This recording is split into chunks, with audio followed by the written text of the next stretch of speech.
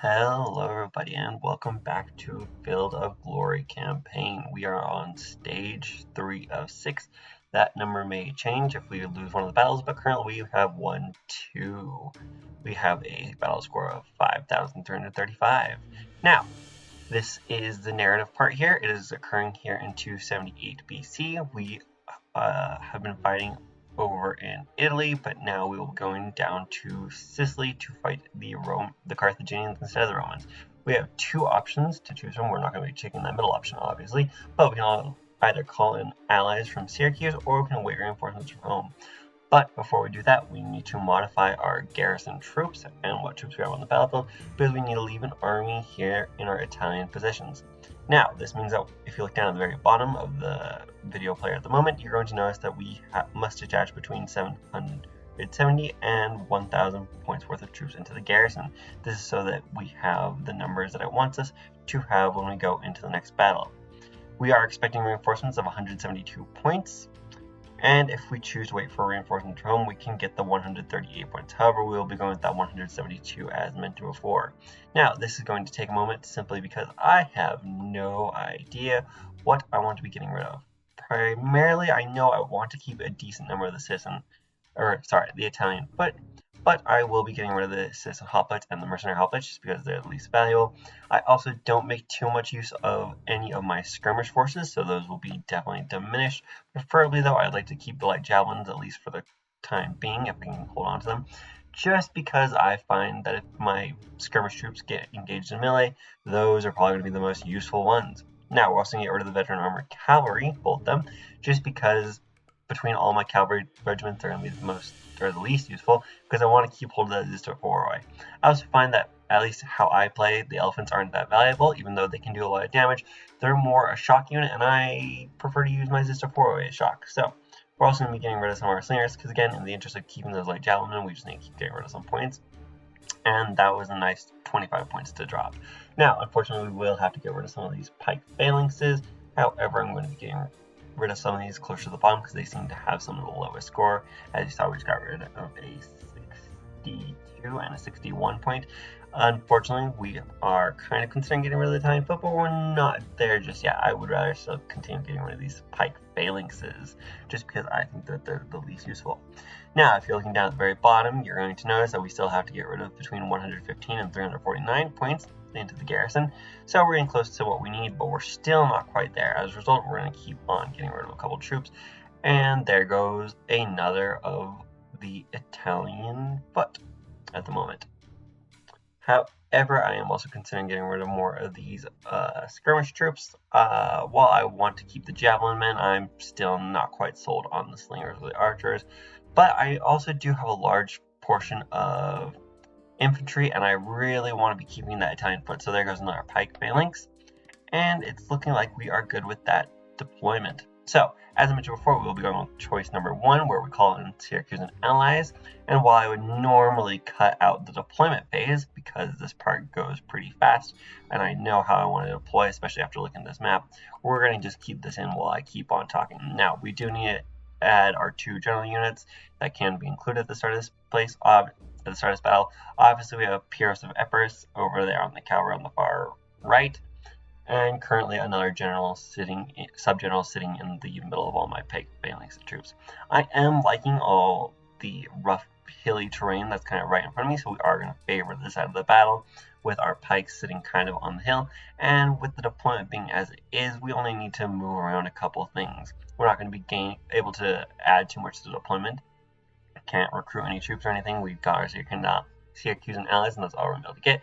However, I am going to stack up all my pike phalanxes here, kind of on the far left at the moment, and I'm going to move everybody over behind them or further to the right of them, simply because I have no intention of going off this hill, and if I try and go down that center, I'm going to be in rough terrain for me. I want to be avoiding that as much as possible, unless I were to draw the Carthaginian forces into that, which I have no fit that I'll be able to do. So instead, we are going to be focusing primarily on this hilly region just in front of us, as you can see.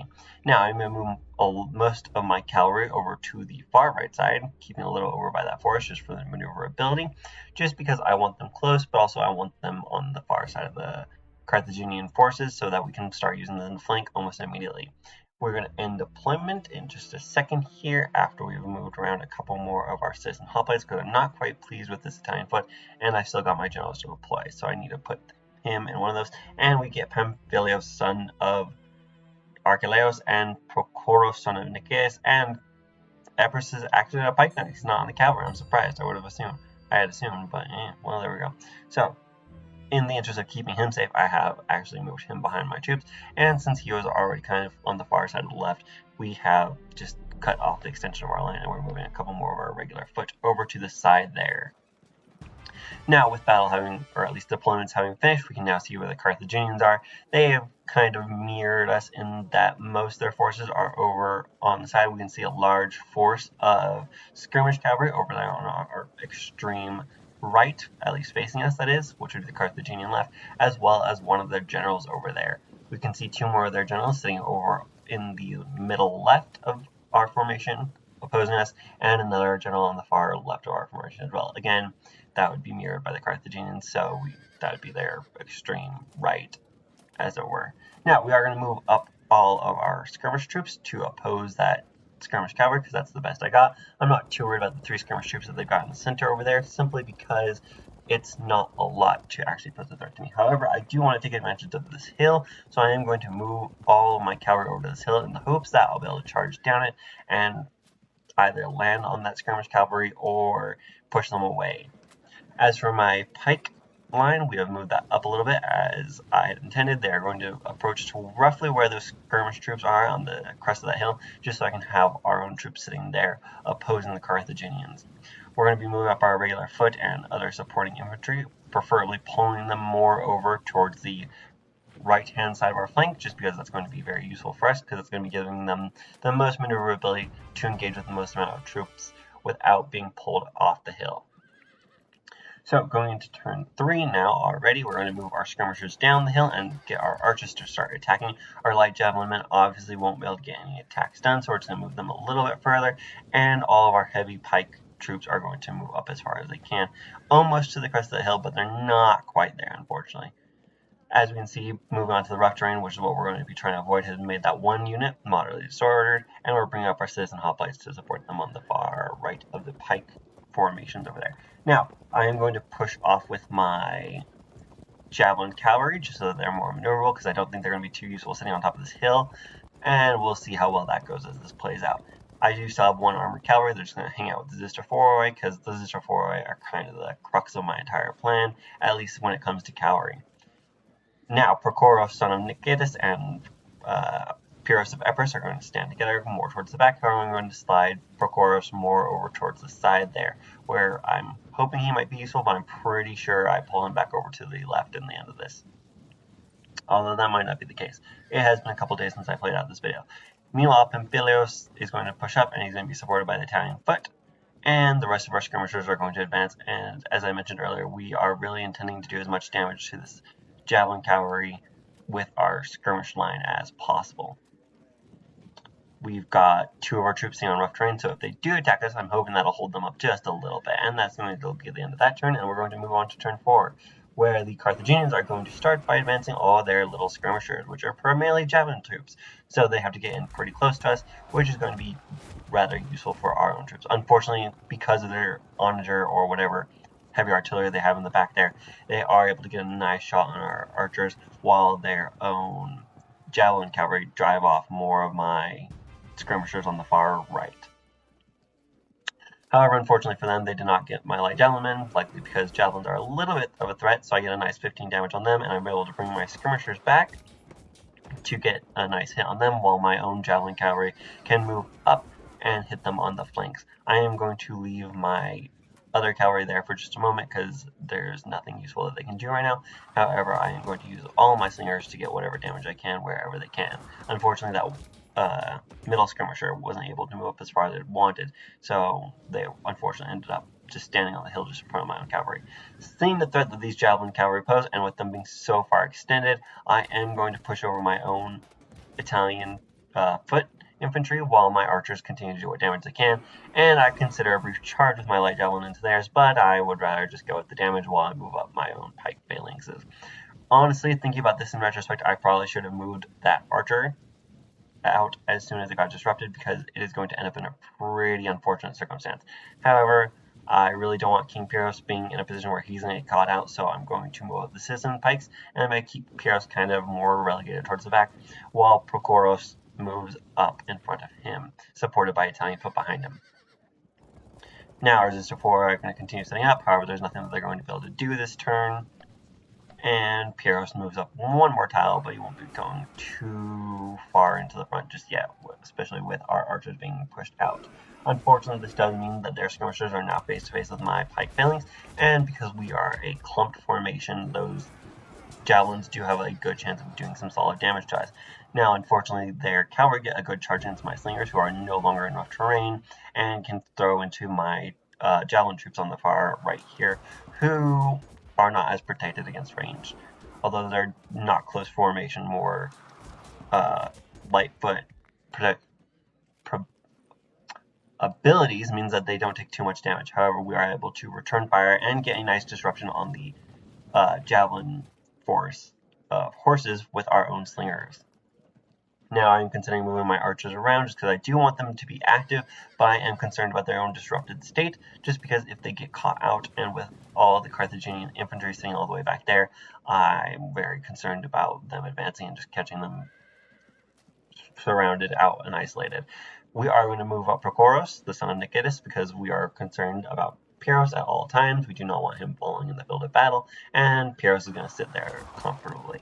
Again, we're going to continue playing out our slinger damage just to see what happens, and we're going to throw with our light javelin horses and get another disruption against their own. We're going to turn Nicostratus, son of Lycurgus, over there with his Resistor 4, so that's the cavalry commander, and he's going to sit on top of that hill still, because again, not too much to charge right now. For the most part, that's going to start bringing an end to turn 5. However, I do have to move up a couple of my Italian foot, although with the laxity, is that a word, of the Carthaginian forces, I'm kind of curious as to, like, there's not much good deployment for any of my light foot at the moment, and that's going to be a little bit of a personal disruption because I don't know exactly where I'm going to want them. While I plan to put them on the far right, they aren't there yet. Unfortunately, we do get an unfortunate break of our own slingers, which puts us at a 3% disadvantage when their light javelins charge. And what I should have done is move them into the rough terrain, because that would have given them some defense. But instead, I need to figure out how I'm going to respond to those light javelins. We're going to use up our various slinger capabilities real fast, and then we are also going to charge them with the armored cavalry. This was a poor choice in retrospect, simply because charging them off the hill did not gain me too much of an advantage. However, with where the positioning of that light javelin horses was, there is the risk that they could have gone through more of my troops and kind of caused issue, and we do get a nice fragmentation here against their own light horses, and then we break them when we charge them with our own light horses. And we run up another one of their light horses. I'm going to say light horses a lot, simply because that is the crux of what they're attacking us with at this point. We are going to continue pushing all of our light foot over to the side. That one irregular foot's kind of in a bad position, and so are our archers. And now that our light javelinmen are disrupted, they are in an unfortunate position because they're not going to be able to maneuver half as well.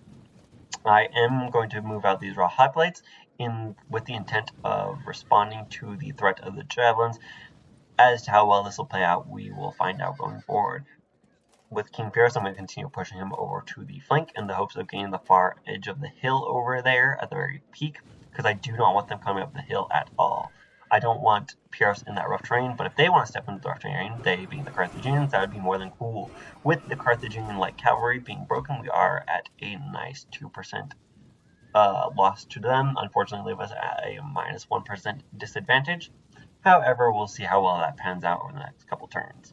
Now, as you can see, the Carthaginian forces are advancing as quickly as possible. However, my biggest concern regarding all this remains to be that artillery presence that is just kind of sitting there in the back and is posing a massive threat to us, simply because I have no real response.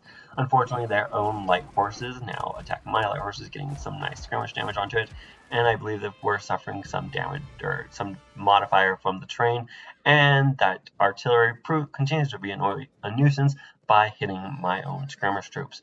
I am going to turn my raw hoplites over on the side here, yeah, I'm not going to advance them. I'm going to turn them because I want to strike these as fast as possible, especially with the Carthaginian line advancing. I don't want these guys getting caught out too far, and I want to do as much damage as possible, so moving them over was a good idea.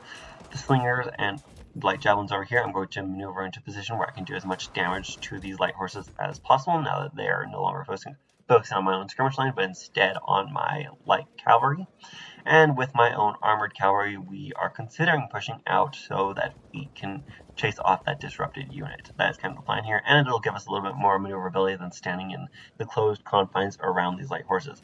I don't want to charge them, because if I were to charge them, there's a fear where they would be chased back into their own line, and in the situation where they do that, I would 100% be caught out by all that cavalry, including the general that's kind of just sitting there.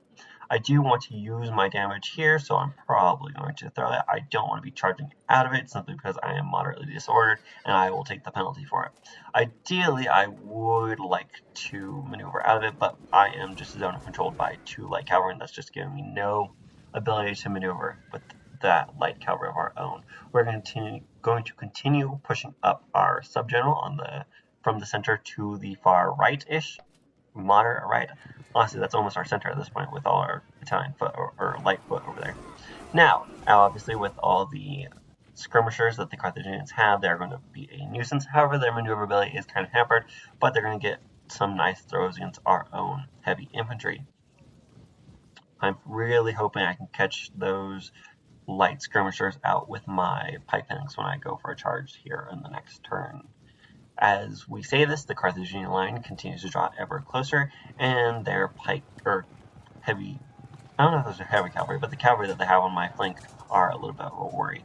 They do get an unfortunate disruption against my troops on that side of the field, and they push my light cavalry out, which is actually probably more of an advantage, because if they continue pushing it up with that infantry that they have coming up onto the crest of the hill, that would have been a problem for them. Now I have them in a more maneuverable position, and we can kind of at least utilize them. I do consider going for a charge with my own troops over there, however, I realize that'd be a terrible idea, so instead I'm going to turn my armored cavalry around now that these light cavalry of theirs are stuck in an engagement. However, just as I planned for that, my slingers push them back and get a, no disruption, but a pushback on them so that they're no longer there, which is exactly not what I wanted. With my Sister 4, I consider charging that other light cavalry that has now been pushed off by my light foot, but I don't see too much of an advantage in that. Now, with all of the Carthaginian line coming up, I am going to take the crest of that hill right there, just so I can deny them that. If they want to stand in that rough terrain, I am more than happy for that. Although, looking at that unit that they've got there, it looks as though they will be able to stand there without too many difficulties, kind of like my own light foot would be able to. So I'm not sure how much of an advantage that would have been. However, we are now able to push up our archers, who are no longer disrupted, and they are going to be able to get some shots off on the Carthaginian troops, which is a nice play out of that engagement, just getting some early damage on them. Unfortunately, my own pike troops up in the front are now kind of lower on the hill or on the extreme left, and that is going to be a bit of a problem going forward. With the situation that's developing over on the left, I'm going to move my own irregular foot up so that they are guarding the hill crest, because I don't want those cavalry coming over it, just because that would be a major problem. Now, unfortunately, as this next turn begins, we see that the Carthaginians had some spare troops arriving onto the field as reinforcements. They are coming over on the far right, and they are going to be pushing in from there. Fortunately, my Sister 4 are in a good position, and my 2 generals there, both Pyrrhus himself, the King of Epirus and his support sub-commander are in a good position to ward off the Carthaginian forces that are pushing up on this side. So I'm not too worried about that, even though they're outnumbered by lower class troops, except for those cavalry. Those cavalry are going to be the only thing that worry me, and the continued presence of that heavy artillery, just because that's going to do a lot of damage, especially to a close order formation like our own pike troops. Now, as we can see, their horses are maneuvering, and the light javelin horsemen are maneuvering around, which is an unfortunate circumstance.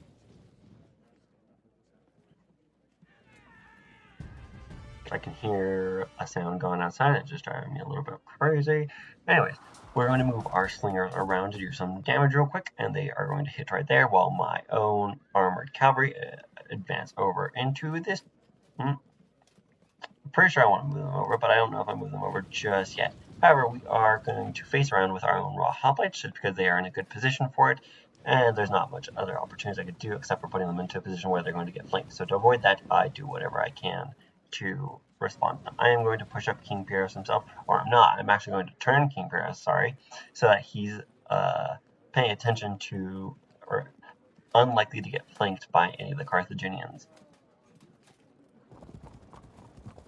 We're going to turn Nicostratos so that he is facing these new threats from the far right.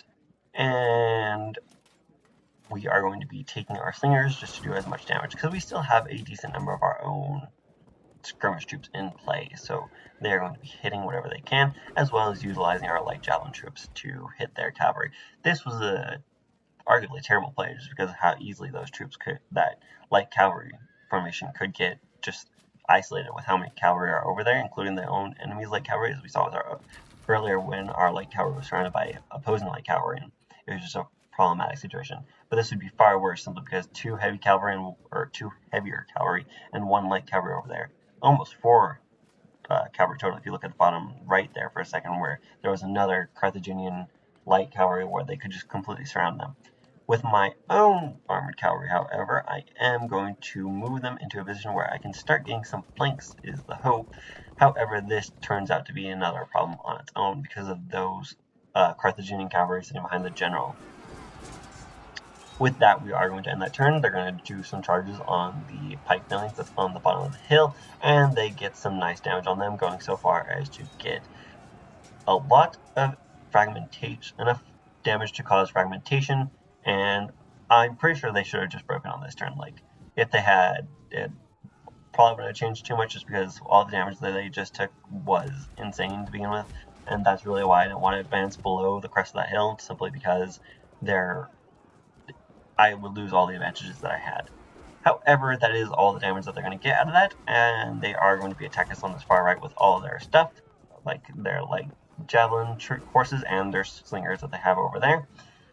However, my Zistafroi are now ready to charge down. We'll see how well that goes in just a second here. However, what we do have to pay attention to is, as I mentioned, up in the top part of the battlefield, my cavalry is now surrounded, unfortunately, completely. And if they continue to be surrounded, they're going to be another loss. And I don't know how much losses I could take if I were to lose this raw hoplites, which is highly likely to happen, especially when I play this out, where they are going to break and rout. Unfortunately, their rout does no morale damage to my own troops, and I am able to continue on the battle. Now, Pamphilios is going to sit there for a moment while I consider what options I have with my armored cavalry there, and my light cavalry are going to come in and just do some slinger damage to the back of, or javelin damage to the back of their own general. I'm also going to move these slingers up to do some supporting damage just because I want to get as much harm on that general as I possibly can. Now, I'm considering any target that I might be able to charge these cavalry with, just in the hopes that they get a fallback, but as it's unlikely that they would get a fallback, I just determined instead that it would be better if I didn't, and instead I take King Pyrrhus and charge him straight into the unit that's disrupted, getting a lot of spatial damage, which is actually pretty nice. Now, I do consider moving this Italian foot to support him, or I also considered briefly using my other sub-general to support him, but that would involve giving up a position that I might want to take advantage of later, so instead I don't. Now, moving over to the Zistafroi, Nicostratos is going to charge straight downhill and literally disrupt the Carthaginian light troops that are at the base of the hill and drive off the slingers instantly, and making those light javelin horses run for the hill, or nearby hill, with that one charge. Now, since the situation on this side is looking tense already with one unit broken and me seeing a nice 9% loss with negative 6% disadvantage, I am instead going to not push them off the hill just yet, and we're going to once again consider what the armored cavalry can do, which is a whole lot of nothing if we're being real. Pamphilios, for his own part, is going to continue sitting there. I'm pretty sure I do something with him in a minute. And with Prochoros, I'm pretty sure I take this charge just because I need to get rid of these guys who are now threatening the flank of Pyrrhus, and it's going to put me in a good position to use this Italian foot if I wanted to charge them, or I can move the Italian foot around to the rear of them and begin a flanking maneuver on the larger part of the Carthaginian force.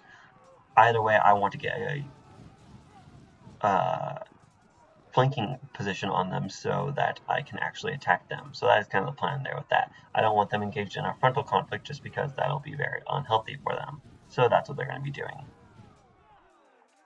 As for my slingers, they're going to be sitting over there, continuing to do whatever harassment damage they possibly can. And we are going to end turn 10 and move into turn 11 with some light skirmish fire against us from their own javelin troops. And fortunately, we do get a nice evasion with our own cavalry, and that kind of blocks up the rest of their cavalry. So that the armored cavalry over there is now in a safer position than it was, although looking at this entire campaign battle, it is quite a distance from being safe. With this 9% disadvantage, or 6% disadvantage, 9% total loss, it's looking pretty dicey for the Carthaginian, or the Pyrrhic forces at this point, which happen to be our forces. So we'll see how well this goes. There is that one Carthaginian light cavalry that is going to retreat into the distance over there. And we're going to see some battles play out against Procopus and Pyrrhus, both of who are obviously going to get easy wins simply because being pikes and heavy infantry and generals, they have so many advantages that they're going to push off any light attack against them. Now, I don't know if my plan was to actually attack the Spanish Scutari here at the base of the hill or not. What I would have wanted to do with Nicostratus would be completely to break them. However, unfortunately, that did not pan out. I'm going to move the slingers back to this rough terrain, so if the cavalry do want to charge me, they'll be charged into rough terrain, and it means I don't have to worry about the safety of this armored cavalry, who can now retreat on their own as well. We're going to use those slingers real quick to get some brief damage off, and as you can see, maybe that's Pyrrhus. Our light infantry general is now moved up to the crest of the hill where he's going to be providing area denial, and King Pyrrhus can kind of join him now, especially with this Pamphilus. So that is Pyrrhus over there. Pamphilus is now going to take the advantage of that one breaking troop who ended up disrupting his own allies to attack at the base of the hill, which has the effect of tying up not one but two troops because the one that was directly in front of him cannot do anything now. We're going to continue pushing our advantage on this center right and getting as much damage as possible with our archers charging into their own slingers and taking unfortunate damage, and our own light infantry charging into theirs. Not the best trade, but it's more positive than it is negative, and we need to start doing something. Having said that, we're also going to charge downhill and get a decent draw attack against two of their generals, because I know I'm not going to get wins against those, but I do need to tie them up so that the Carthaginians can stop putting pressure on us, and I can kind of wrap up this flank. We get a nice charge with our pike, or a nice amount of damage with our pike flanks. I am not going to go down that hill because that would be a terrible idea. However, I will turn towards the hill just to block off any of their potential damage. With our light javelin men over here, we're going to advance just slightly. However, this was a bit of a dicey move because if they charge that and I get a fallback, that could lead into either a conjoined attack on that infantry, or it could lead up into the Carthaginian troops pushing up the hill and pushing me off the hill a little bit there. As I mentioned, that other Carthaginian unit, it has no choice but to attack, so that's 2 on 1, but it's not too much of a concern. However, what I do not like is what just happened there, where their Spanish Scutari just pushed my irregulars, not just from the crest of the hill, but also into disordered terrain. So now, not only are they disrupted with damage taken, they're also no longer in an advantageous position, and they're in a spot where they are taking continuous damage from that, which kind of loses me the advantage of the hill that I wanted to gain, and there's not too many ways I can respond to that. However, we can see kind of across the board we are getting nice wins against them, to the point where all my concurrent battles that are going on end up in victories for us, to the point where we are sitting at a nice 5% advantage against the Carthaginians, with them standing at a total of 14%, now 16% loss as their light cavalry on the far side of the battle retreat entirely. As for our armored cavalry, I continue to want to maneuver them out of harm's way, simply because if they stay in it, there's a large chance that they break, especially with that general pushing up, and I am concerned for Pamphilus sitting over here, who's now surrounded not only by 2 troops, but also the Carthaginian I'm pretty sure that's their subgeneral. One of their subgenerals. We are going to use what skirmish potential we have to do as much damage as possible, because really there's no other option for that. And I'm considering pushing up that one Italian foot that's sitting right in front of the Carthaginian general, just to tie him up a little bit, but I'm not too sure yet. Instead, we're going to go back over to the main crux of the battle, where our citizen hoplites are going to be putting in as much damage as possible. And this is another mistake that I thought it was another mistake that I made. Instead, I'm going to leave that Italian foot there, which is the best thing I possibly could have done in that situation. However, my pike phalanx is going to work on breaking the Carthaginian center right there in that little arrowhead that they kind of got going on against us, and Prochorus is going to charge against their skirmish troops. While it's going to leave him isolated against a potential future charge from the skirmish troops, or future damage from the skirmish and the artillery, it's going to set him up for a future charge into the Carthaginian main line that has kind of developed, that we've kind of awkwardly encircled. Now I need to use these Italian foot, but I first want to see how well these irregular foot do, because with the positioning of those troops, it is a bit dicey as to how well that battle's going to go, especially because if he does break them and I take a morale penalty, there's a risk where he turns around and starts laying some damage into my own troops. On the far right-hand side of the battle, we're going to maneuver our light javelin horses around, or we're considering it. However, the Italian foot, as I mentioned earlier, are instead going to charge that general, and we get a lucky enemy general fallen right there, which is one of the things that we need, just to see how this battle goes. We are going to move these light javelin horses over, we're going to at least consider it, just because I am considering charging that light javelin horse of the Carthaginians, because that's kind of what I want to do, but I don't know how well they'll stick, or if they'll disband, or if they'll run away, so instead we don't. However, we are going to move these, I believe we turn these slingers around, because we want to get them into a position where they can do damage, especially with them sitting in that rough terrain. It's really good for them. We don't want them out of that just yet. We are going to play this Italian foot battle, see how well that goes. We get a nice pushback and a lot of damage. I believe that's 102 damage right there, which is actually pretty good. I am worried about using King Pyrrhus, but with the way the battle on the far left is going, I see no choice. And I really didn't want to do that because I didn't want that draw there. I wanted a win or nothing, and unfortunately we got a draw there, which means that battle is going to take a little bit longer than I had wanted, whereas if I hadn't charged him, I probably would have had more maneuverability. However, with how shallow my defenses are over on this side of the fight, there's just too much of a concern where we get overwhelmed, so I do need him actively engaged in that. And I think now is the point where I use my light javelin horses to charge their own, and that's going to be the end of that turn. Moving on to the next turn, we're going to be watching the Carthaginian move play out. Unfortunately, my Zisto 4 are tied up over on the far side of the battlefield, but we either need them or we don't, and so far we're doing pretty good without them. The Carthaginians charging back into my own light foot get a nice draw battle against us, so that's not the best situation, but it is what it is. The Carthaginian artillery takes whatever time it can to shoot us with heavy artillery bombardment, which does nice damage against that Prochorus, who's, I believe, has been maneuvered over to that side of the battlefield, but can't do anything about that. We need him over there. Unfortunately, the Carthaginians get a fragmentation on that one unit, and with their cavalry now flanking my troop, I won't be able to support them in their moment of being about to break. Over in the exact center, we get some nice wins against the Carthaginian generals, and an amazing break in the center of their formation, disrupting one of those generals, and freeing up that own pike troop so that he can move down. With King Pyrrhus himself, we see that his pike formation has got a nice decisive win over there, pushing back and fragmenting even the troops that he is facing offense. Now, in the potential that this battle goes on long enough for these Zisto 4 to maneuver all the way back over, we're going to start moving them around because we have no idea how well this is going to go.